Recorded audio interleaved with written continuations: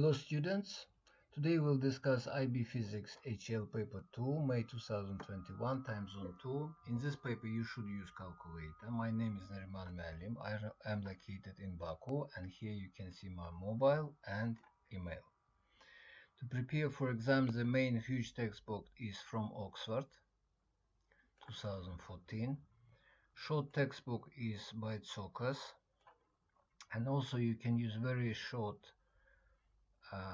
study guide by Tim Kirk for revision and deeper understanding. When you are working with past papers, you already should have physics data booklet, first assessment 2016, and I recommend you to look through IB Physics guide. Let's start. So this exam took place on 3rd of May, Monday 2021. It took 2 hours 15 minutes. Question 1. A football player kicks a stationary ball of mass 0.45 kg towards the wall. The initial speed of the ball after the kick is 90 meters per second, and the ball does not rotate. Air resistance is negligible. There is no wind. A. The player's foot is in contact with the ball for 55 milliseconds. Calculate the average force that acts on the ball due the football player.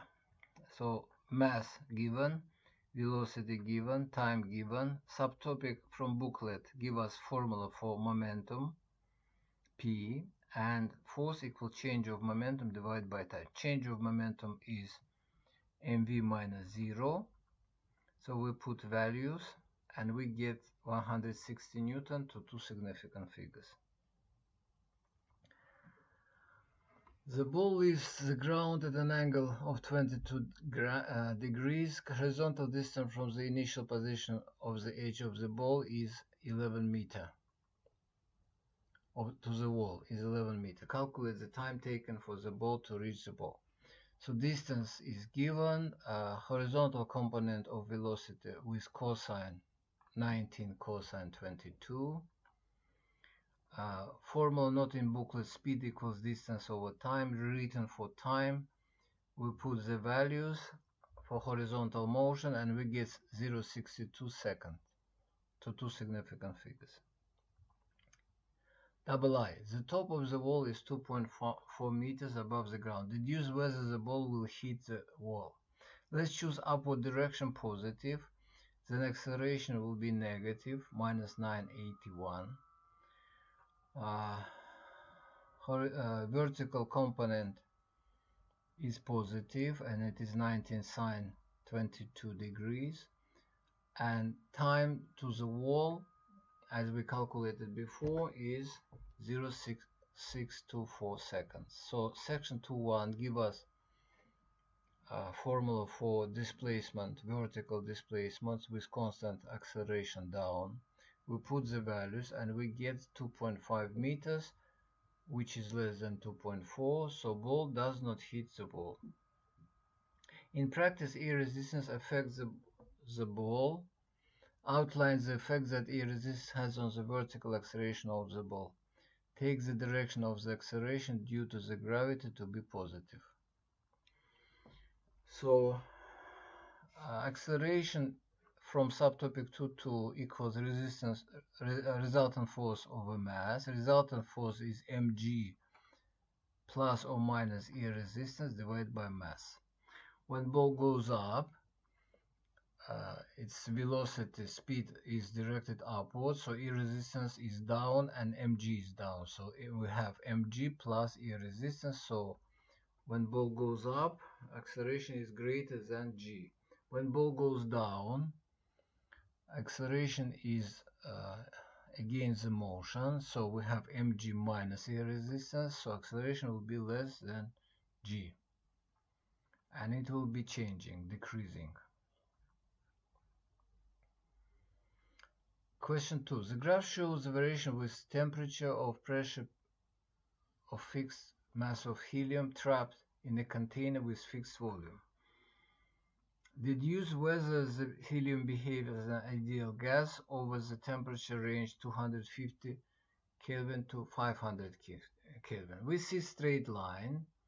We don't see origin, so we will check the ratio. So we'll take ratio of pressure by temperature for 2 points. For example, for the beginning of the graph and the end of the graph. So we calculate pressure. Pressure is in kilopascal, so ratio will be 400 and it is constant. It means that pressure and temperature Kelvin are proportional and gas behaves as an ideal gas.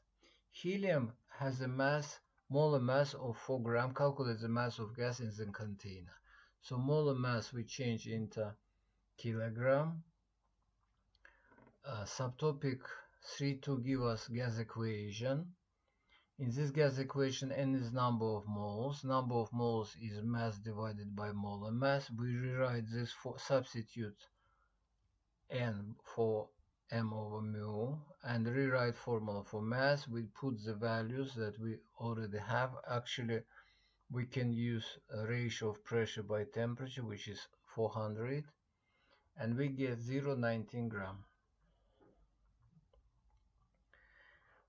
Part C, a second container of the same volume as original container contains twice as many helium atoms. The graph of the variation with P of T is determined for the graph in the second container. Predict how the graph for the second container will differ from the graph for the first container. Again, subtopic 3.2, gas equation. We rewrite for pressure. We see that gradient is nr over V. So R and V are the same. N is increased 2 times. Means that gradient will increase 2 times. Graph will be steeper, gradient larger. Okay. And it is straight line, graph straight line. Question 3. A vertical wall carries a uniform positive charge on its surface. This produces a uniform horizontal electrical field perpendicular to the wall. A small positively charged ball is suspended in equilibrium from the vertical wall by a thread of negligible mass.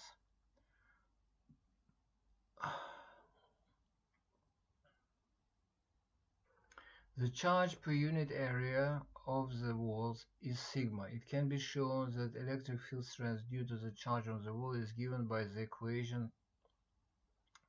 Demonstrates that the units of quantities in this equation are consistent. So we should prove that base unit on the left and on the right are the same. So we write formula. So sigma is charge per unit per area. So it is coulomb per meter squared. Epsilon 0 from booklet give us coulomb squared Newton minus 1 meter minus 2. Subtopic 5.1 give us equation for field strength. It is force over charge. Force over charge is Newton over coulomb, so this is left side. And right side we substitute for sigma, for epsilon 0, we get again Newton per coulomb. Units are in the equation consistent. BI. The thread makes an angle of 30 degrees with vertical wall. The ball has a mass so much. Determine the horizontal force that acts on the wall. Here we have picture. The thread is at angle theta. Horizontal force is electrical force along the field lines.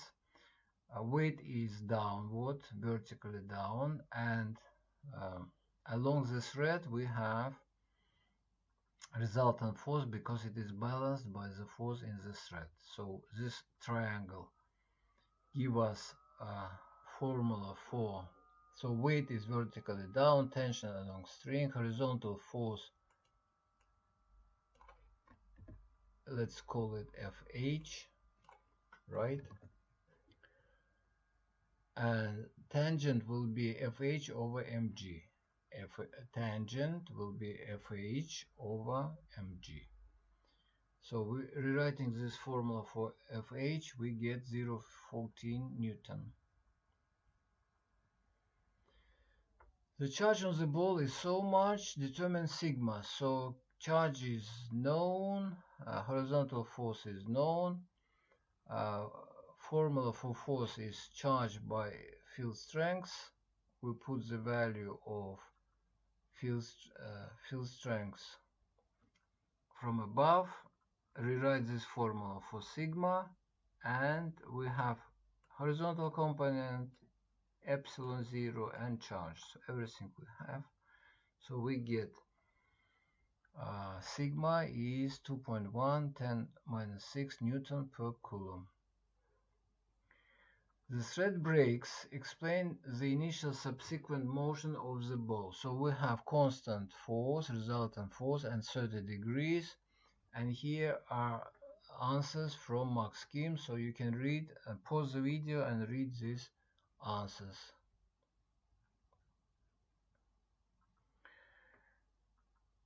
D. The center of the ball, still carrying a charge, is now placed 0.40 meter from a point charge Q. The charge on the ball acts as point charge at the center of the ball. P is a point on the line joining the charges where the electric field strength is 0. Distance PQ is 0.22. So at P, 0 field strength. Why? Because charge 1.2 microcoulomb and Q are positive and act in opposite direction. As a result, field strength is 0 because field strength is vector. Calculate the charge on Q. State your answer to appropriate number of significant figures. So force is given from booklet. We have formula for Coulomb electrostatic interaction of two charges. Then we can calculate formula for field strength is QR squared. Rewriting this formula for left charge and right charge and taking into account that field strengths are equal, so we write this expression on the left and on the right, and rewrite formula for charge. So charge on the right will be calculated using this expression. We put values and we get to two significant figures, 1.8 10 minus 6 Coulomb. Outline without calculation whether or not the electric potential at P is 0. Potential is scalar, both potential positive and added, not 0. Question 4. During electron capture, an atomic electron is captured by a proton in the nucleus. The stable nucleus thallium can be formed when an unstable lead nucleus captures an electron. Write down the equation to represent this decay. Electron charge -1 at the bottom, nuclear number 0 because it is not nucleon. Neutrino 0 0 0 nuclear number 0 charge. Top numbers balance give us atomic mass for lead 204 and proton number or charge 82. So finished. The unstable lead nuclide has half-life of so much. A sample initially contains so many moles of lead nuclide. Calculate the number of thallium nuclide formed each second, 30 10 to the 6 years later. So molar mass we learn from atomic number. So in grams it gives us a molar mass. 205 grams. We change it into kilogram. Half-life we have. Micromole we change into mole. Avogadro number we need. After two half-lives, we have 4 times less area half-life by 2. After two half-lives by 4, so number of moles will be 4 times less, 0.5, 10 minus 3. And to calculate how many nuclides, we multiply mole number by Avogadro number and we know how many nuclides will left. Now we need rate. So subtopic 12.2 give us formula for number of active elements. How it depends on time. Differentiation give us rate of change of number, or number of thallium being formed equals minus lambda n. To find lambda, we need to know that half-life is linked to lambda. So during half-life, the number decreased to half of the number, and rewriting this formula, taking logarithm of both sides, we get lambda equals logarithm 2 over half-life. Now we have everything that we need to calculate the n over the t, so rate of decreasing of lead atoms and nuclides and creation of thallium nuclei. So lambda is logarithm 2 over half-life by n, how many is left, and we get 1.4 10 to the 10. The neutron number n and proton number z are not equal for the nuclide. Explain with reference to forces acting within the nucleus the reason for this. So protons are repelling, nucleons are attracting, strong force is short range, electrostatic force is long range. So you put this information. So more neutrons than protons needed to hold nucleus together. So two ideas from this will give us 2 points. Question 4 continued. Thallium 205 can also form successfully from successive alpha and beta minus decays of unstable nuclides. The decays follow the sequence alpha, beta minus alpha. The diagram shows the position of thallium on the chart of neutron number against proton number. So neutron number and proton number, attention, the scale here is by 2. So it is alpha, beta, beta, alpha. So alpha, vice versa, will be so decreasing. So we have result because alpha decay took place, decreasing number of neutrons and protons by 2. So we have this arrow. Before that we had beta minus decay when neutron was decreasing by 1 and proton was increasing by 1. 2 decays took place, and before that there was alpha decay, again this arrow. So we have 1, 2, 3, 4 decays. Draw 4 arrows to show the sequence of changes to n and z that occur as thallium forms from unstable nuclide. Question 5. Describe 2 ways in which standing wave differ from traveling waves. So I took answer from Mark's scheme. You can look, this is theoretical information, and learn these answers. B. A vertical tube open at both ends is completely immersed in a container of water. A loudspeaker above the container connected to a signal generator emits sound. As the tube is raised, the loudness of the sound heard reaches a maximum because a standing wave has formed in the tube. So one position. Outline how standing wave forms in the nucleus. So again I took answer from Mark's scheme. Sound wave travels down the tube and is reflected. Incident and reflected wave superimpose and give us standing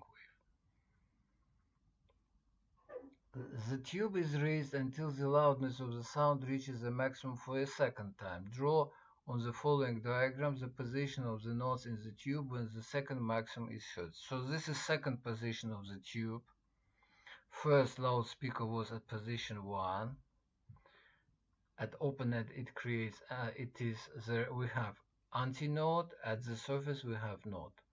To get another maximum you should raise it position 2 to the second antinode. So we have node, antinode, node, antinode. So position of 2 nodes, one is at the surface, another is 1, 2, 2/3 from the bottom. Between the first and second position of maximum loudness, the tube is raised through 0.37 meters. The speed of sound is so much, determines the frequency of the sound.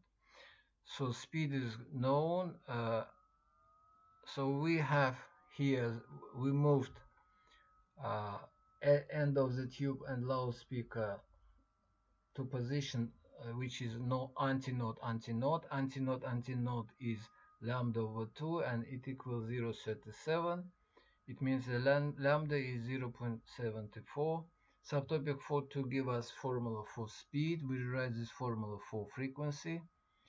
We substitute speed and wavelengths. We get 430 Hertz to two significant figures. Here we come to question 6. Question 6.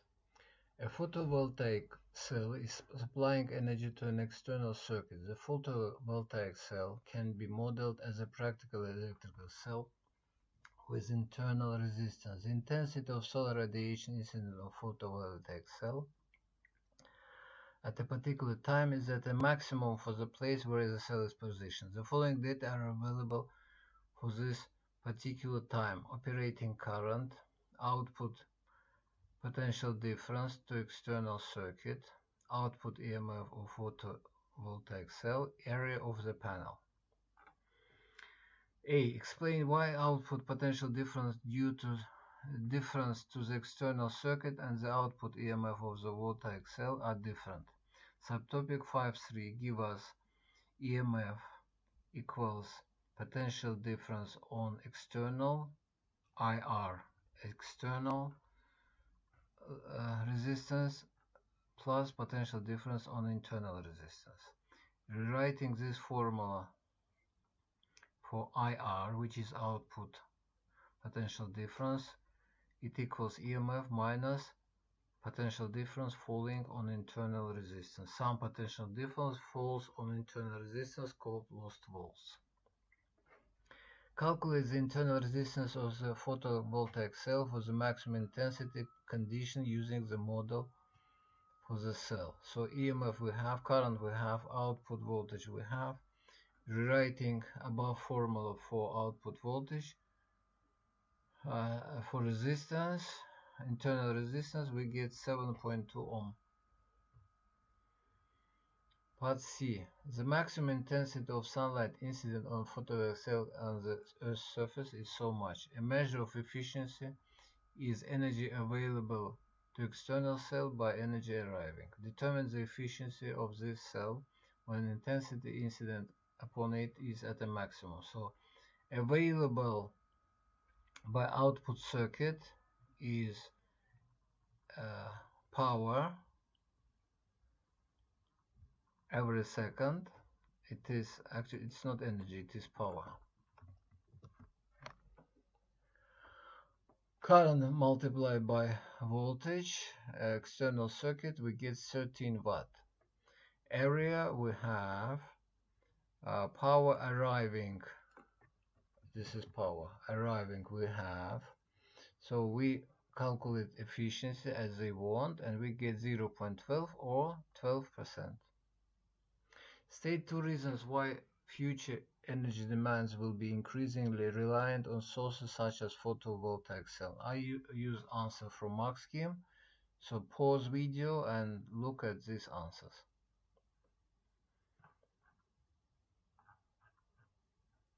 Question 7.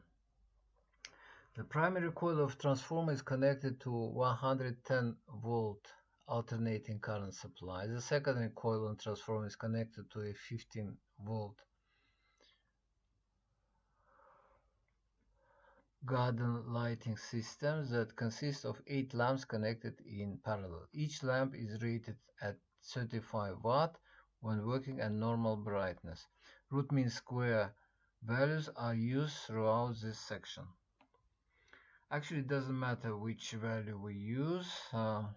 Okay, so subtopic 11.2 give us ratio of voltages equals ratio of number of turns. We write for secondary and we put given values. We get 450 turns.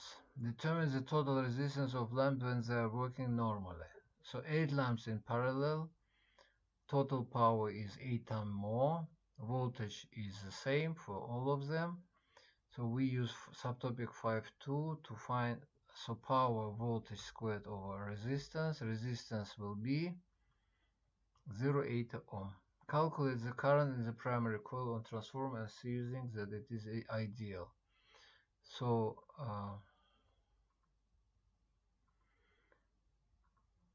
power, ideal transformer means that input power equals output power. Output power is 280.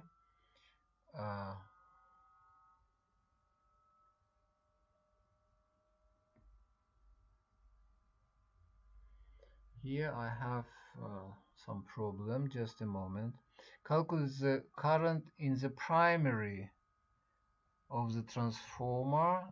So primary of the transformer we have voltage 110. So we divide by 110 and let us use calculator. So 880 over 110 give us 2.5 or 25.5 amperes.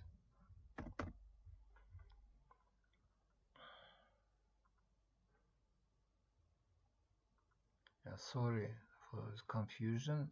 Flux leakage is one reason why transformer may be not ideal. Explains the effect of flux leakage on the transformer. So here I use answer from Max Kim. You can pause video and look at these answers.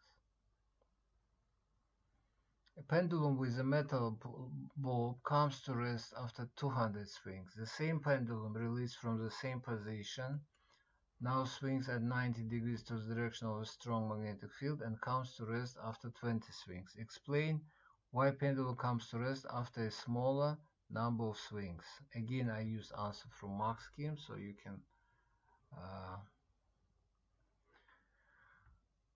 right. So electromagnetic induction, induced current by Lenz's law is stopping the ball, and this is why the ball stops faster.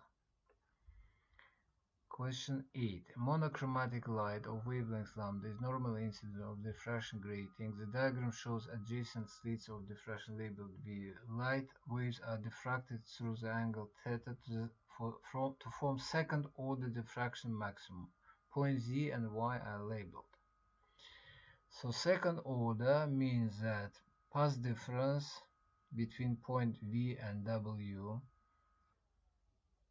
path difference for V and Y should be 2 lambda, then XZ will be 4 lambda. State phase difference between V and Y. Phase difference should be 0 for them to have constructive interference. So phase difference 0. State in terms of lambda path difference. Path difference X and Z. X and Z path difference will be, so this path will be 4 lambda. The separation of adjacent slits is this. Shows that the second order maximum is 2 lambda equals d sine theta. From triangle VXZ, we see that this is 2D, hypotenuse is 2D, this is angle, so 2D sine theta equals 4 lambda. Simplifying give us this expression. B. The monochromatic light of wavelengths is normally incident of diffraction. Diffraction maxima incident on the screen are detected and the angles to the central beam is determined. The graph shows the variation of sine theta with the order n of the maximum. The center order is n equals 0. So we have 0, 1, 2, 3, 4, 5 maximums. Determine mean value for the number of slits per millimeter of grating. Subtopic give us formula for diffraction grating. We rewrite this formula in this form to see that gradient of relation between sine theta and n is lambda over d. Gradient of this graph is 0,4 by 5.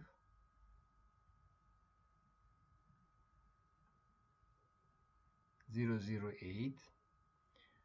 So then we rewrite lambda over d equals gradient, so d equals lambda over gradient.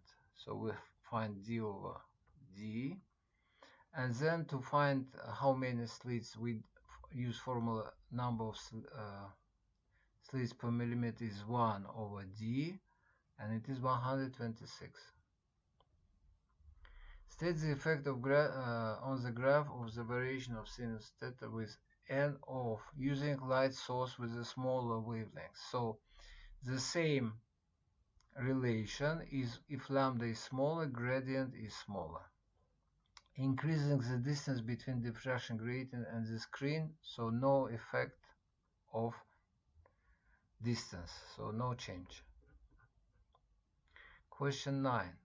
In an experiment to demonstrate photovoltaic effect, monochromatic electromagnetic radiation from source A is incident on the surfaces of metal P and Q. Observation of the emission of electrons from P or Q are made. The experiment is then repeated with two other sources of electromagnetic radiation, B and C. The table gives the result for experiment. So for radiation source we have effect for both metals. For radiation B, for metal P, yes. For metal Q, no. For radiation C, yeah. So the cause outlines the cause of electron emission for radiation A. Photon energy is more than work function in plates A, P, and Q. Photon energy in C. Photon energy is less than work function in plates P and Q. Why radiation B gives different result. Work function lower than Q, P work function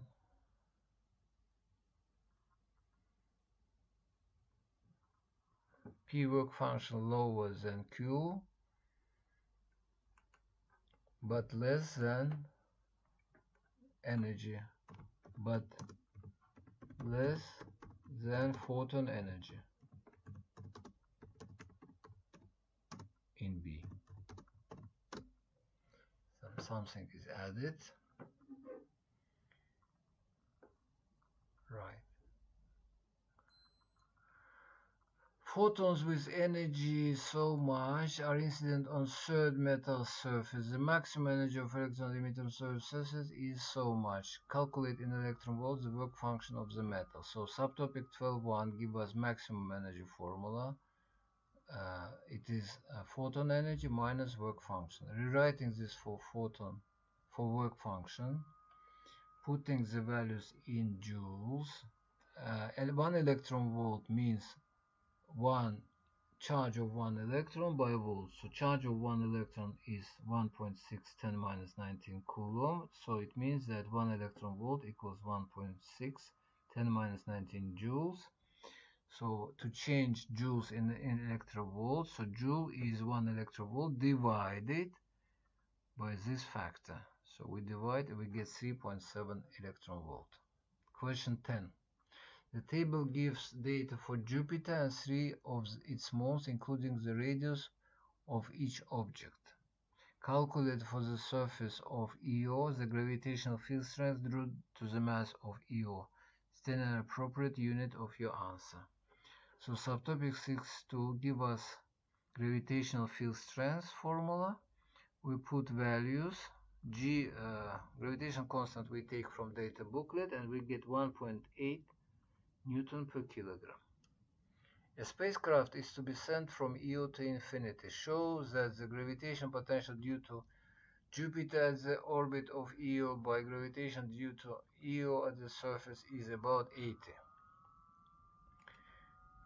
So again subtopic 10.2 gravitation potential, this time gravitation potential minus gm over r. Here was r squared and without minus. So potential due to Jupiter we have, potential of Io we have, distances are different because surface of Jupiter, but distance from surface of Io, here Io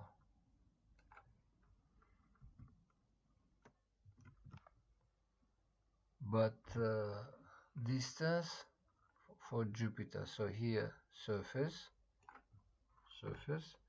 and here distance. So then finding the ratio, we get 78, which is about 80. Outline using BI why it is not correct to use equation so much to calculate the speed required.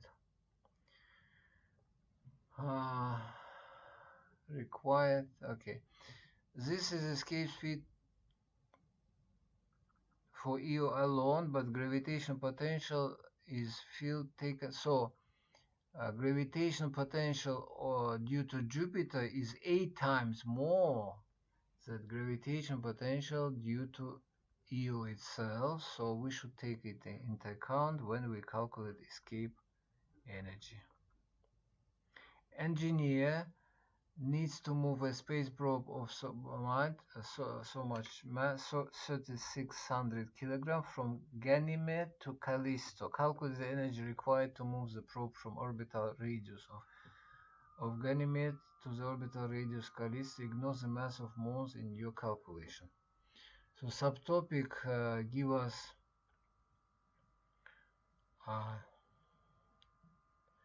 potential, formula for potential. When we move from G to C, we should increase potential energy by difference. So we put values and we find that potential difference is so much. We multiply by mass to see how much energy change takes place. So at the position of Calypso, energy will be increased by 1.9, 10 to 11 joules. Here paper is over. Thank you for your attention. See you next time.